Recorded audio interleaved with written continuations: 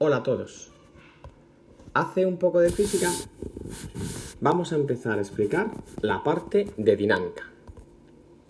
Y lo primero que vamos a hacer es decir para qué nos sirven las fuerzas. Las fuerzas nos pueden provocar cambios en la velocidad, en el estado de movimiento de los cuerpos y deformaciones. Centrémonos primero en las deformaciones. Y para eso vamos a hablar de la ley de Hooke.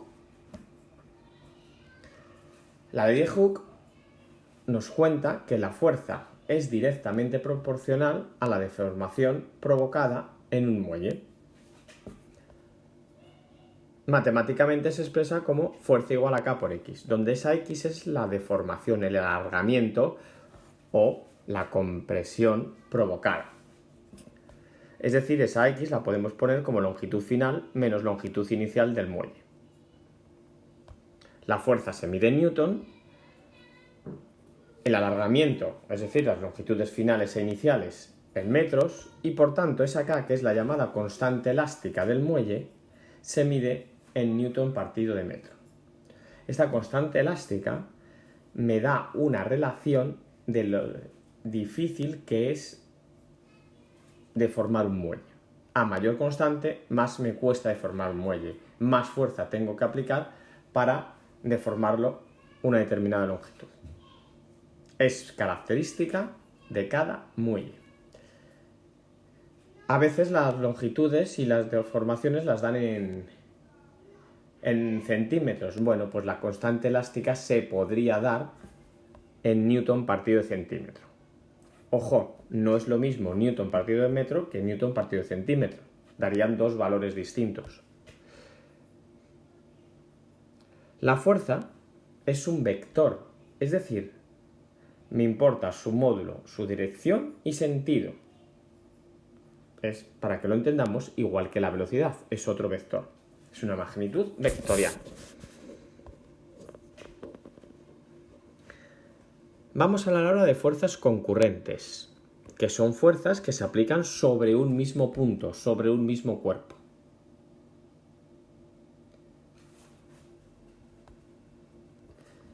Y para ello vamos a hablar de la composición de fuerzas y lo vamos a hacer mediante un ejemplo. Supongamos que tenemos un cuerpo y se le aplican varias fuerzas. Esas que os estoy dibujando ahí y que forman unos determinados ángulos con los ejes. Lo que me van a preguntar es cuál es la fuerza resultante que se ejerce sobre el cuerpo en forma vectorial y en forma módulo. Para ello lo primero que tenemos que hacer es descomponer cada una de esas fuerzas, porque nosotros no somos capaces de trabajar con vectores oblicuos, inclinados. Nosotros solo trabajamos con vectores, en este caso fuerzas, en las direcciones de los ejes. Por lo tanto, vamos a descomponer esas fuerzas en componentes en el eje X y en el eje Y. Por ejemplo, esa F1 la vamos a descomponer en F1X y en F1Y. Voy a sacar el triángulo rectángulo que se me ha formado al descomponer esa F1. Veo que la F1X es el cateto contiguo de ese triángulo rectángulo, el cateto contiguo al ángulo que me dan. Y la F1Y es el cateto opuesto al ángulo que me dan. Vamos, por tanto, a aplicar trigonometría, los teoremas del seno y del coseno. Hay un truquito que podéis usar.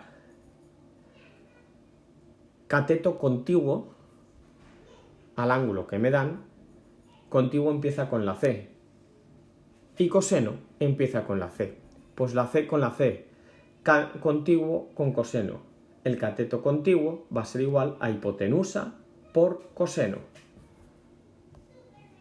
Pues F1X va a ser igual a F1 por coseno del ángulo. Y por lo tanto F1Y va a ser igual a F1 por seno del ángulo. Porque F1Y es el cateto opuesto al ángulo que me dan. Si cateto contiguo f1x iba relacionado con el coseno, pues el otro, el opuesto, va con el seno. Sustituimos valores y obtenemos las componentes x e y de la f1. Vamos a hacer lo mismo para f2. Descomponemos en f2x y en f2y. Os muestro, aparte, el triángulo rectángulo que nos ha salido ahora. Vamos con f2x. Ojo, aquí ha cambiado el asunto. f2x, en este caso, es el cateto opuesto. Por lo tanto, si es opuesto, es el seno, hipotenusa por seno. Y f2y es el cateto contiguo, la c con la c, contiguo con coseno, f2y es igual a f2 por coseno.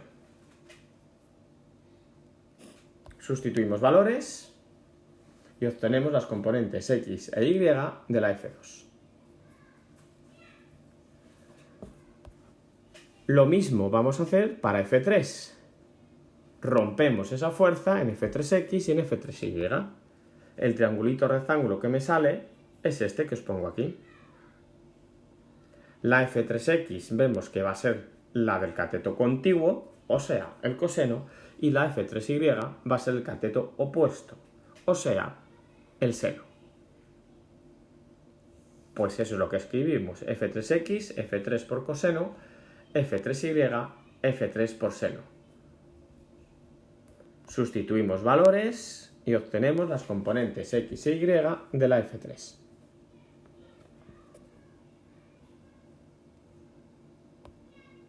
Total, que lo que tenemos ya son solo fuerzas en las direcciones de los ejes. Las fuerzas oblicuas ya las hemos eliminado, las hemos roto en componentes x y en componentes y. Pues ahora simplemente tengo que sumar y restar esas fuerzas cada una en su eje, es decir, las x con las x y las y con las y. Por lo tanto, voy a tener una resultante en la fx, que en este caso va a ser f1x menos f2x menos f3x. ¿Por qué? Porque la f1x va en el sentido positivo del eje x y la f2x y la f3x van en sentido negativo del eje x. Por eso las pongo negativas. Sustituimos valores y ahí está la fx. fy, pues menos f1y menos f2y y más f3y. La f1y, la f2y van hacia abajo, sentido negativo del eje y, y la f3y va en sentido positivo del eje y. Sustituimos valores y ya tenemos la componente y de la fuerza.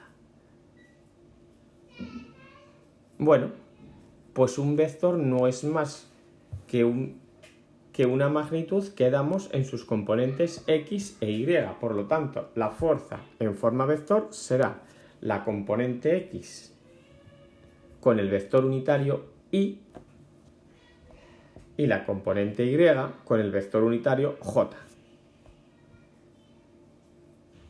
Y tal y como hemos colocado las fuerzas, que las hemos colocado según sus signos, me sale la fuerza vector ya con los signos adecuados de la componente x y de la componente y.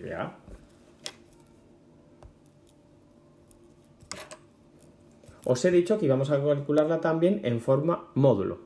Bueno, pues esas tres fuerzas que me dieron al principio las he podido representar solo en dos, una fx y una fy. Esa fx y esa fy son perpendiculares, por lo tanto, su composición va a dar lugar a la fuerza resultante. Esa fuerza resultante la voy a calcular numéricamente, el módulo de la fuerza vector que hemos visto antes, con Pitágoras. Fx cuadrado más fy cuadrado y por último raíz cuadrada.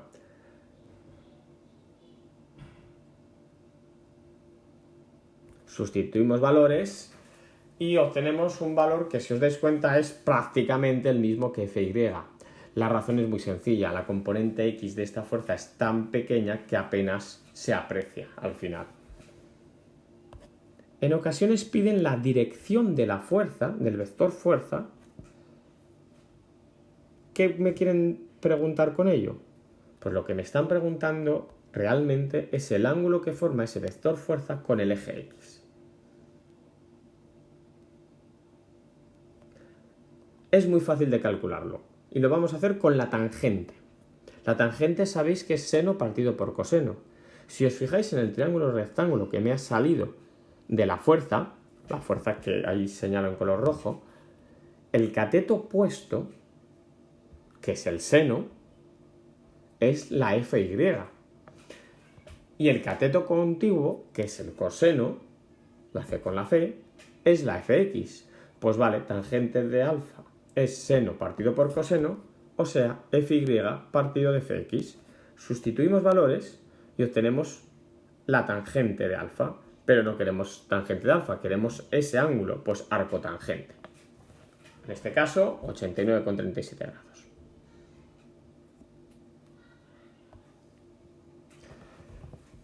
Vamos a hablar de otro concepto, es el concepto de equilibrio. ¿Cuándo se produce equilibrio? Bueno, pues cuando todas las fuerzas que actúan sobre un cuerpo se anulan, es decir, la suma de todas las fuerzas, el sumatorio de todas las fuerzas es igual a 0. Vamos a ver un ejemplo práctico. Supongamos que tenemos un cuerpo colgado del techo con dos alambres. Esos dos alambres forman un determinado ángulo con la horizontal del techo. Me piden cuál es la fuerza que deben ejercer esos alambres, esos cables, para que el cuerpo no se caiga, siga colgado. Bueno, pues todas las fuerzas se tienen que ver compensadas, por eso es un ejemplo de equilibrio. Lo primero que vamos a hacer es dibujar esas fuerzas. La primera que señalamos es el peso, vertical siempre hacia abajo. Y es masa por gravedad. Y señalamos las tensiones. Las fuerzas que ejercen los cables, las cuerdas, se llaman tensiones y van dirigidas en contra de la caída del cuerpo. Si os dais cuenta, esas tensiones que me piden calcularlas son oblicuas. Si tengo algo oblicuo, voy a tener que descomponer. Es decir, vamos a descomponer esa T1 en T1X y en T1Y y la T2 en T2X y T2Y. Y ahora vamos a aplicar la condición de equilibrio. Pero antes os señalo en coloritos esos ángulos. Esos ángulos son iguales 2 a 2. Es geometría. Cuando tengo dos rectas paralelas cortadas por una oblicua, los ángulos que se forman contrapuestos son iguales. El otro dibujito, digamos, del otro lado del cable sería ese y también esos dos ángulos son iguales. Bueno, pues ahora sí, condición de equilibrio, sumatorio de todas las fuerzas igual a 0. Como tenemos componentes X y componentes Y, tenemos que ir eje por eje. Primero ver las componentes X y después las componentes Y. Es decir, me voy al eje X y digo que menos T1X, y pongo menos T1X porque esa T1X va en sentido negativo, más T2X es igual a 0. A la T1X y T2X las voy a poner en función de T1 y T2. Tenemos nuevamente triangulitos rectángulos.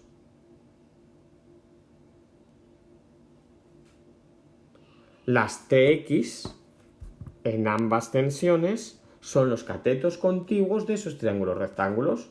Pues si son catetos contiguos, la C con la C, hipotenusa por coseno.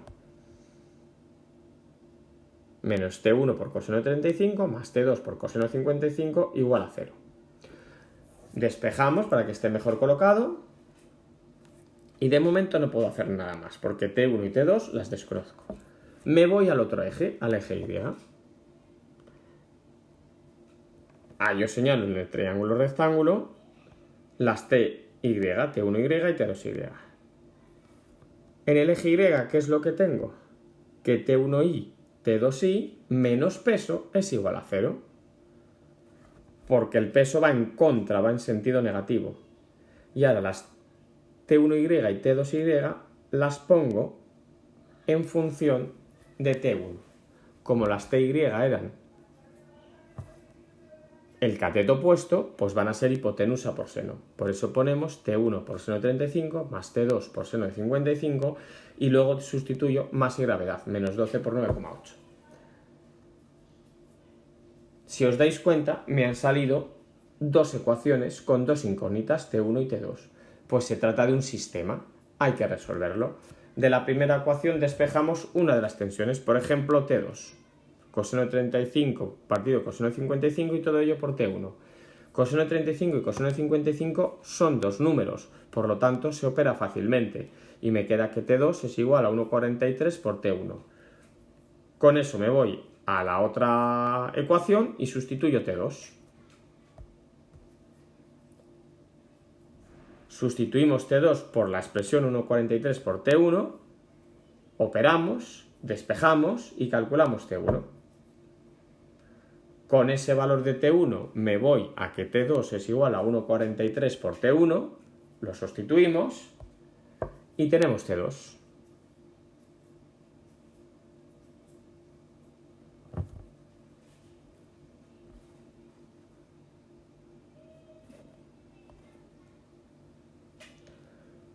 Continuamos.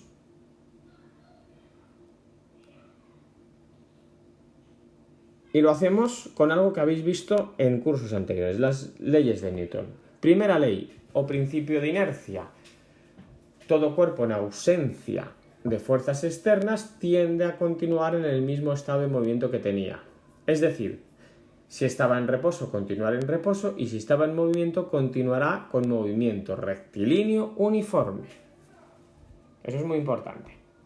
Segunda ley, que el sumatorio de todas las fuerzas que se aplican sobre un cuerpo va a ser igual al producto de su masa por la aceleración que se le provoca. Esto lo vamos a usar muchísimo en los siguientes vídeos que veamos.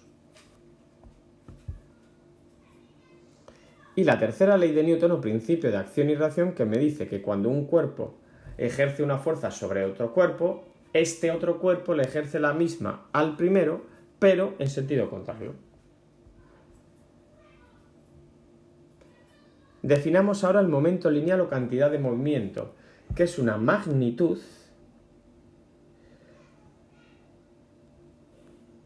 que me representa el producto de la masa por la velocidad adquirida por el cuerpo. Y se mide, por tanto, en kilogramo por metro partido de segundo. Vamos a ver qué relación tiene con la fuerza, con la segunda ley de Newton. Aplicamos segunda ley de Newton.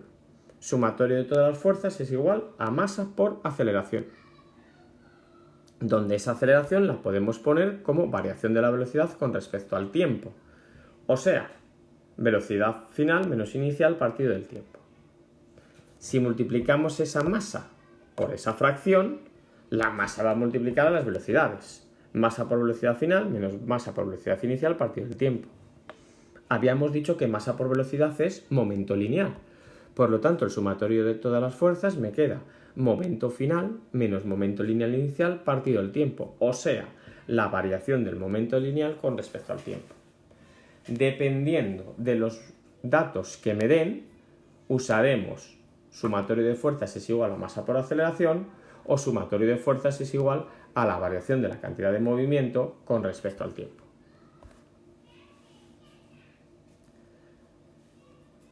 La cantidad de movimiento me va a servir para un determinado tipo de ejercicios en los que va a existir la conservación del momento lineal o conservación de la cantidad de movimiento. Estos ejercicios son los choques de cuerpos. Existen dos tipos de choques.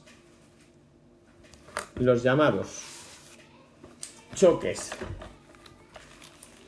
elásticos, donde se conserva el momento lineal,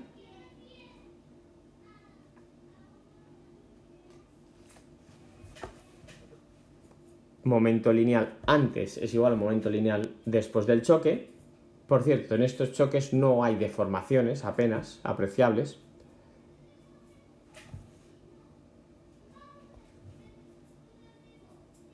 Por lo tanto, supongamos que son dos cuerpos los que chocan, pues P1 más P2 de antes del choque igual a P1 más P2 de después del choque de cada uno de los cuerpos. Si sustituimos cada momento lineal por su expresión, masa por velocidad del cuerpo 1 más masa por velocidad del cuerpo 2 antes del choque igual a masa por velocidad del cuerpo 1 más masa por velocidad del cuerpo 2 después del choque. En estos choques elásticos también se conserva la energía cinética. Choques inelásticos. Bueno, pues con deformaciones, ¿vale? Aquí solo se va a conservar el momento lineal. Son en los que más nos vamos a fijar en estos tipos de choques. Existe un tipo de choques inelásticos que son los llamados choques perfectamente inelásticos, que son aquellos en los que tras el choque las masas se quedan unidas. Pues momento lineal antes y momento lineal después van a ser iguales. Pues masa por velocidad del cuerpo 1 más masa por velocidad del cuerpo 2 antes del choque va a ser igual a la masa total, que va a ser la suma de las dos masas, por la velocidad del conjunto. Bueno, aquí os voy a poner las explosiones. Es lo mismo que un choque perfectamente inelástico, pero al revés. Partimos de una sola cosa, de una sola masa, y al final tengo varias masas. Momento lineal antes igual a momento lineal después del choque. Masa total por velocidad antes es igual a la suma de masa por velocidad de cada uno de los trozos que me queden después de la explosión. ¿Qué tal un ejemplo? Dale al pausa y lo lees. Después de dar al pausa, hacemos un esquemita. El niño y el padre se mueven en la misma dirección y sentido. Me piden la velocidad con la que se mueven después de juntarse. Bueno, pues momento lineal antes igual a momento lineal después. Es un choque perfectamente inelástico, pero me da igual que sepáis eso. Lo que importa es que sepáis resolverlo, que m masa por velocidad del niño más masa por velocidad del padre va a ser igual a la suma de la masa de los dos por la velocidad del conjunto.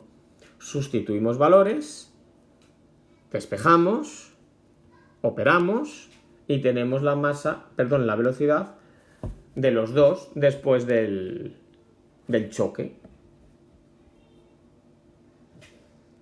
Apartado B, ¿qué pasa si van en sentido contrario?